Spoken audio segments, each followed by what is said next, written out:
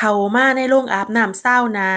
เอกลักษณ์ก็คือไข่ต้มเกาหลีพาลิงน้อยเอาไข่ทุบหน้าผากเฮ็ดจั่งใดก็บ่แตกหน้าผากกะโลดสิได้แตกก่อนทุบเบิดเหือเบิดแรงจนหน้าผากแดงเฮ็ดจั่งใดก็บ่แตกครั้งแรกของลิงน้อยที่ได้เข้ามาอาบน้ำในโรงซาวนามาฮอดแล้วเขาบ่ให้เข้านำแม่แต่ก่อนเคยไปเห็นคนเอาลูกเขาไปนำได้เด็กน้อยผู้ชาย5-6 ขวบก็เลยคิดว่าสิเอาลูกเขามาอาบน้ำนำได้อยู่หม้องนี้เขาบ่ให้เอาเด็กน้อยผู้ชายเขาไปอาบน้ำนำแม่บ่แม่นว่าสิจักขวบก็ตามทีแรกให้อ้ายเก่ามาส่งก็เลยกลายเป็นอ้ายเก่าได้พาลิงน้อยเขาไปอาบน้ำผู้ชายผู้หญิงแยกกันอาบน้ำแล้วก็มาสั่งข้าวสั่งน้ำกินมีทุกอย่างปานร้านขายของเคยมีคนเว้าให้ฟังว่าจิมจิ้นบังโรงอาบน้ำโรงซาวนาเกาหลีผู้ใดบ่มีงานเฮ็ดผู้ใดตกงานก็มากินมาอยู่มานอนอยู่ในจิมจิ้นบังได้เลยโรงซาวนาเกาหลีเปิด24 ชั่วโมงแต่ว่าราคากลางคืนสิเพิ่มขึ้นตี 5 ครึ่งฮอด5 โมงครึ่งราคา 11,000 วอนยามมื้อแลง